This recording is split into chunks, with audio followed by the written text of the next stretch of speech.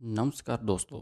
आज हम आपके लिए लेकर आए हैं आरआरबी लैब सुपरिटेंडेंट ग्रेड 3 का प्रीवियस ईयर क्वेश्चन पेपर। आज हम एक एक क्वेश्चन को डिटेल में पढ़ेंगे और समझेंगे इनके पीछे के कंसेप्ट को। तो बने रहिए हमारे साथ इस वीडियो में। Question number 1. A fragment of tissue taken out of an organ from living person for examination is called option A adhesion, option B biopsy, option C smear, option D cryostat.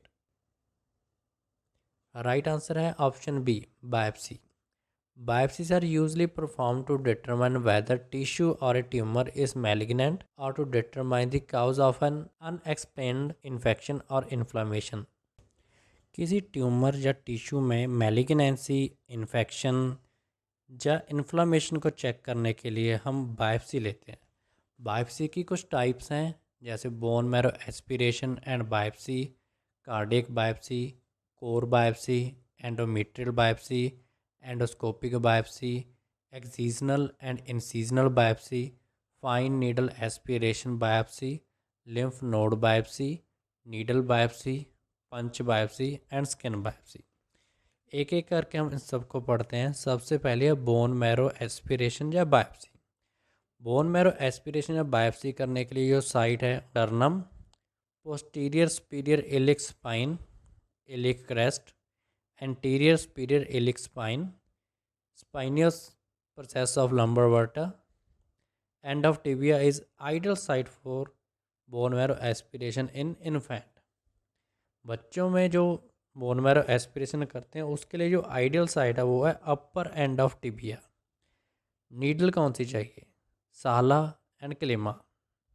Local anaesthesia देंगे, 3 mm का cut लगाएंगे, needle enter करेंगे और उसके साथ 10 ml की syringe को लगाएंगे। कम से कम 2 से 3 ml हम एस्पिरेशन निकालेंगे और उसके बाद कुछ स्लाइड्स बनाएंगे।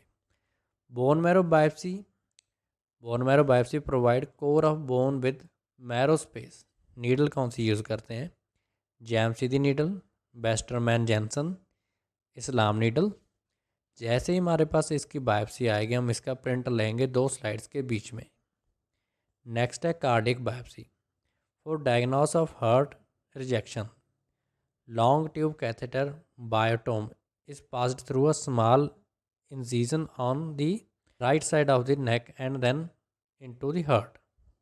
Next है core biopsy, removal of tissue using a wide hollow needle. Next है endometrial biopsy, in which sample of endometrial uterine lining tissue is obtained. Next है endoscopic biopsy, performed through a fiber optic endoscope through a rectum or a small incision. Next है excisional biopsy, removal of entire tumor. Incisional biopsy, only a portion of the tumor is removed. Next है FNAC biopsy, removal of tissue, fluid or very small piece from a tumor using a thin needle. Next है lymph node biopsy, is the removal of cell or part of lymph node. Next है needle biopsy, also called image guided biopsy, is usually performed using CT, real-time X-ray, ultrasound, MRI to guide the procedure. Next है punch biopsy, involved taking a deeper sample of skin, short, slender or apple core of tissue is taken. Last one is skin biopsy, involve removing a sample of skin for examination. Next question है question number 2. The method used to determine the rate of reaction is, options हैं option A immuno method, option B kinetic method, option C endpoint method, option D principal method. Right answer है option B kinetic method. The kinetic method is a type of analytical technique used to determine the rate of a chemical reaction or the concentration of a substance by measuring the rate of change of the reaction over time. Kinetic reaction को हम बिल्कुल ही basic तरीके से समझेंगे। इसमें हम जब sample को रिएजेंट में मिक्स करते हैं तो enzymes use the substrate and reaction तब तक चलेगी जब तक सबस्ट्रेट ख़त्म नहीं हो जाता। जितना ज़्यादा एंजाइम उतनी फास्ट रिएक्शन और जितना कम एंजाइम उतनी स्लो रिएक्शन। काइनेटिक मेथड में हम कुछ बातों का खास ख्याल रखते हैं, जैसे कि चेंज इन ओडी पर minute, delay time, read time, interval and number of readings, and last one is fixed time और 2 पॉइंट रेट। हमारे पास दो टाइप के एनालाइज़र हैं जिसको हम एक एक करके समझेंगे। पहला है ओल्ड वन। ओल्ड एनालाइज़र में जो काइनेटिक रिएक्शन होती थी उसको समझेंगे हम। ओल्ड एनालाइज़र में हम जब सैंपल और रीजन को मिक्स करते हैं, आफ्टर लैग टाइम जो फोटोमीटर या स्पेक्ट्रोफोटोमीटर होता है वो एक फिक्स टाइम के बाद रीडिंग लेता है, जैसे कि after every 30 second. For example मान लेते हैं कि जैसे हमने कोई रिएक्शन लगाई और उस वो स्टार्ट हो रही है 30 सेकेंड के बाद, तो उसकी रीडिंग 30 सेकेंड, 60 सेकेंड और 90 सेकेंड पर ये फोटोमीटर लेगा। इसे हम interval and number of reading बोलते हैं। फिर आ जाते हैं न्यू वाले एनालाइज़र। इसमें सैंपल और रीजन को मिक्स करने के बाद जब रिएक्शन स्टार्ट होती है तो ये एनालाइज़र कंटिन्यूसली रीडिंग लेता रहता है एवरी सेकंड और लेस देन सेकंड, जैसे हम रीड टाइम बोलते हैं। और ग्राफ कुछ इस तरीके से बनता है। रीड टाइम 1 मिनट या उससे ज़्यादा का भी हो सकता है, डिपेंड करता है आपकी किट पर। इस मेथड से हम O T, P T, C P K, M B, L D H et cetera वगैरह को हम एस्टिमेट कर सकते हैं। इसमें हम वो चीज़ें एस्टिमेट करते हैं जो रिएक्शन का पार्ट नहीं होती but they catalyse the reaction. Next है फिक्स टाइम और 2 पॉइंट रेट। जैसे हम एस्टिमेट करते हैं यूरिया, क्रेटिनिन। रिएक्शन काइनेटिक ही रहेगा इसमें भी। इसमें हम एंजाइम को मेज़र नहीं करते, हम उस चीज़ को मेज़र करते हैं जो कंज्यूम हो रहा है, लाइक यूरिया या क्रेटिनिन। इसमें रिएक्शन की स्पीड चेंज होती रहती है क्योंकि इसमें जो हमारा एनालाइट है वो कंज्यूम होता रहता है। जैसे मान लीजिए कि यूरिया के 100 यूनिट से वो 90 रह गए, फिर 80 रह गए, फिर 70 रह गए। इस ग्राफ में आप देखोगे कि इसमें T1 एंड T2 रहेगा जो कि फिक्स रहेगा। तो ग्राफ इसका कुछ इस तरीके से दिखेगा।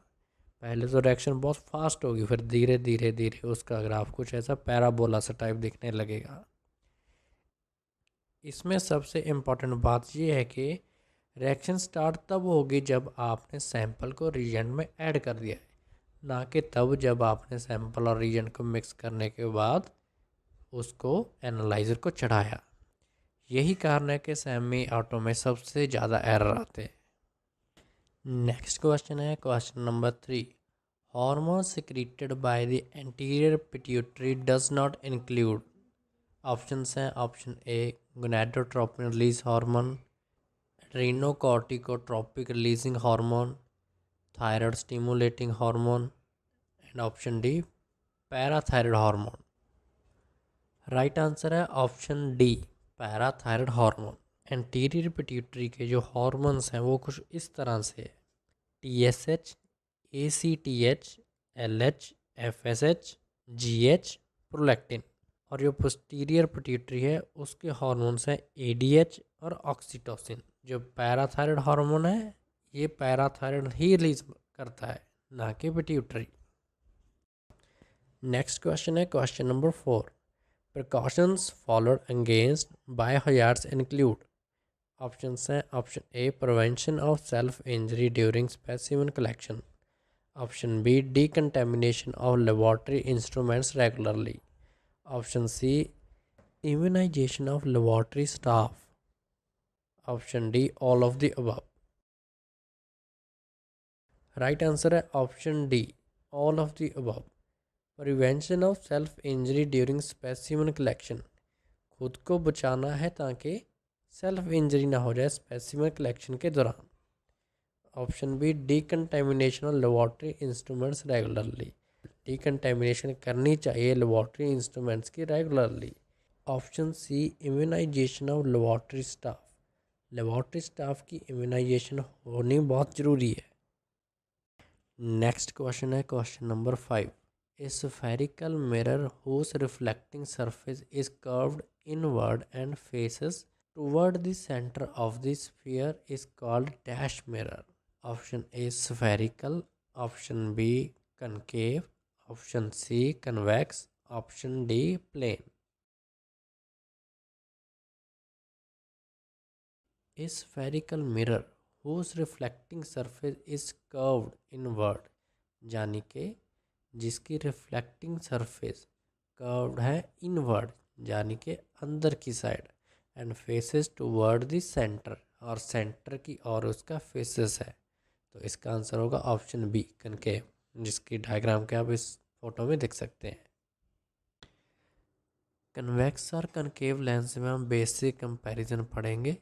सबसे पहले है meaning. Convex lens refer to lens which merge the light rays at a particular point that travel through it, यानी कि वो लेंस जो कि अपने में से गुजरने वाली लाइट को एक जगह पे या एक पॉइंट पे फोकस करता है।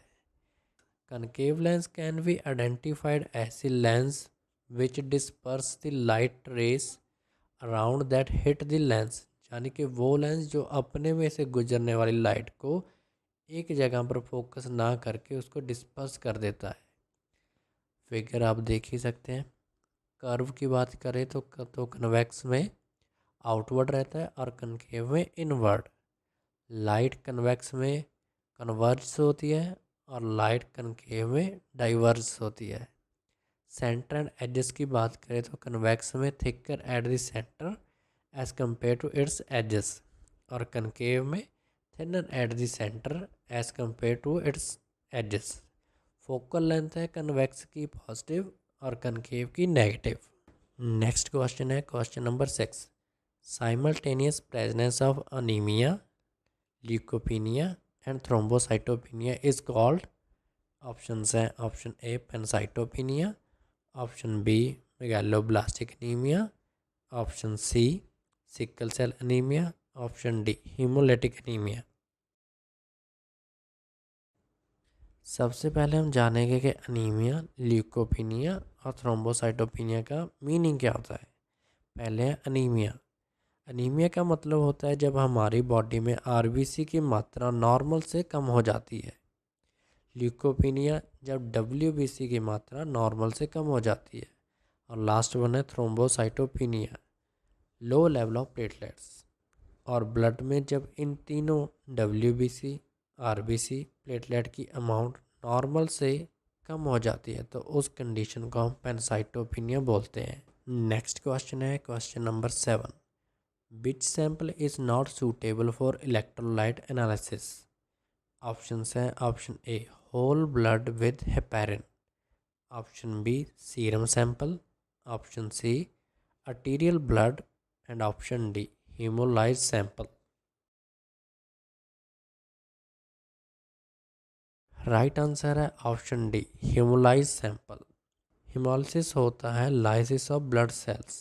Potassium is major intracellular cation in the body, यानी कि जो पोटाशियम है वो इंट्रासेलुलर यानी कि सेल के अंदर का सबसे मेजर केटायन है। सेल के अंदर पोटाशियम की वैल्यू 20 टाइम ज़्यादा होती है as compare to extra cellular, यानी कि सेल्स के आउटसाइड के कंपैरिजन में। और जब हेमोलिसिस होती है तो सेल्स के अंदर का पोटाशियम सीरम या प्लाज्मा में मिक्स हो जाता है, जिसकी वजह से सीरम इलेक्ट्रोलाइट की वैल्यू नॉर्मल से बहुत ज़्यादा हाई आती है। नेक्स्ट क्वेश्चन है question number 8। Which one of the following is not a solid culture media? Option A blood agar, option B nutrient agar, option C selenite F broth, option D none of the above। देखिए सबसे पहले हम broth का meaning समझते हैं। Broth a liquid medium containing protein and other nutrients for the culture of bacteria, यानी कि broth एक लिक्विड मीडिया है जिसमें प्रोटीन और अदर न्यूट्रिएंट होते हैं जो कि बैक्टीरिया को ग्रो होने के लिए ज़रूरी है। और ब्लड अगार एंड न्यूट्रिएंट अगार में जो अगार है वो एक ऐसे सॉलिडिफाइड एजेंट काम करता है। तो हमारा राइट आंसर है option C selenite F broth. Next question है question number 9। In which of the following staining method only methylene blue or carbofuscin is used? Options हैं option A simple staining, option B Leishman staining, option C supravital stain, option D PAS stain. Right answer है option A simple staining. Simple staining होती है जिसमें एक ही step हो या जिसमें केवल एक ही स्टेन यूज़ की जाती हो, उसे हम सिंपल स्टेनिंग बोलते हैं। लीस्टमन स्टेन एक रोमन वस की स्टेन है जो एसिड और बेस के प्रिंसिपल आधारित होती है। सुपरावाइटल स्टेन वो होती है जो लाइव सेल्स को स्टेन कर दे, जैसे brilliant cresyl blue, new methylene blue. और पास पास तो हमारी एक स्पेशल स्टेन है जिसमें हम पीरियोडिक एसिड 0.5 to 1% और शिफ्ट रिएजेंट यूज़ करते हैं, जिससे हम ग्लाइकोजन, ग्लाइकोप्रोटीन वगैरह को देख सकते हैं। नेक्स्ट क्वेश्चन है question number 10। The amount of anticoagulant in a CPDA 300 ml blood collection bag is. Option है option A 25 ml, option B 45 ml, option C 40 ml and option D 35 ml। इसका right answer है option B 45 ml। इसकी बाकी की calculation भी देख लेते हैं। अगर ब्लड है 100 ml तो एंटीकोगुलेंट चाहिए 14 ml। अगर ब्लड है 300 ml तो एंटीकोगुलेंट चाहिए 45 ml। अगर ब्लड है 350 ml of blood then 49 ml of anticoagulant is required. अगर ब्लड है 450 ml तो जो एंटीकोगुलेंट की वैल्यू चाहिए वो चाहिए 63 ml। नेक्स्ट क्वेश्चन है question number 11। Which of the following help to keep a reagent और केमिकल ड्राई?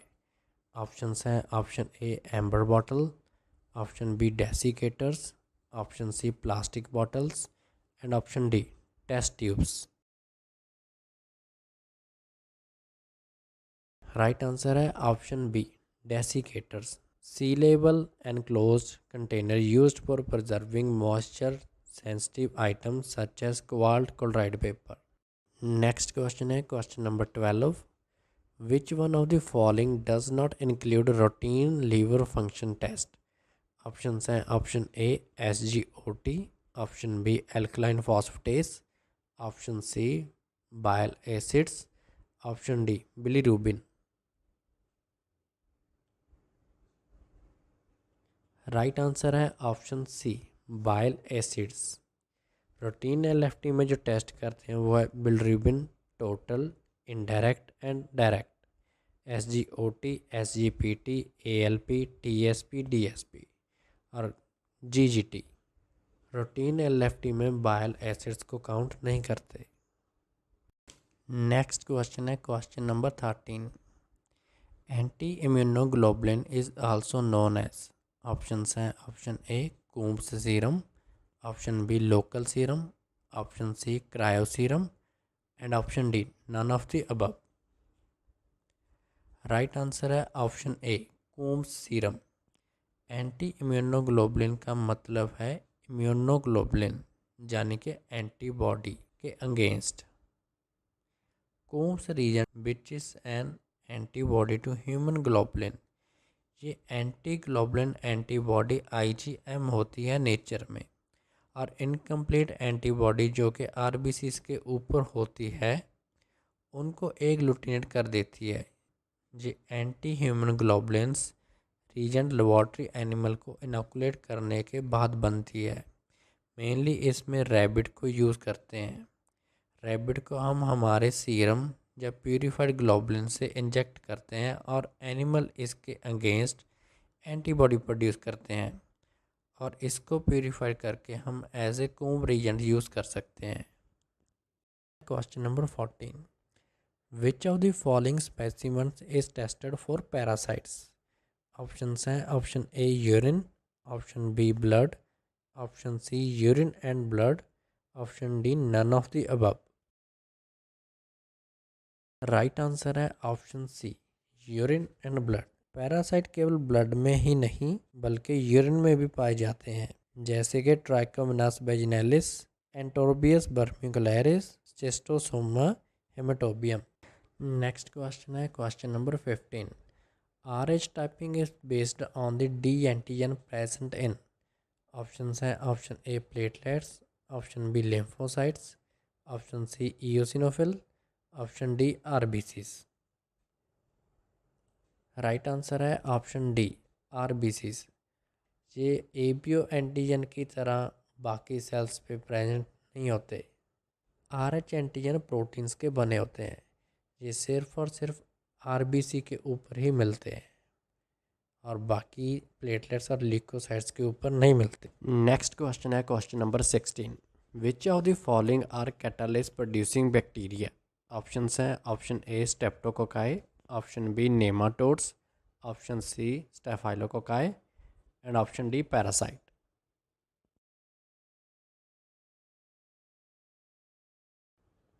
इसका आंसर जानने से पहले सबसे पहले हम समझते हैं कि कैटालिस्ट है क्या चीज़। देखिए, जब भी किसी वर्ड के पीछे आपको एस यानी कि ASE लगा होता है, जैसे कि ट्रांसमाइनेस, ऑक्सीडेस, डिहाइड्रोजनेस, कैटालेस, इसका मीनिंग है कि यहाँ पर एंजाइम की बात हो रही है। कैटालेस एक एंजाइम है जो हाइड्रोजन परऑक्साइड को तोड़कर ऑक्सीजन रिलीज करता है।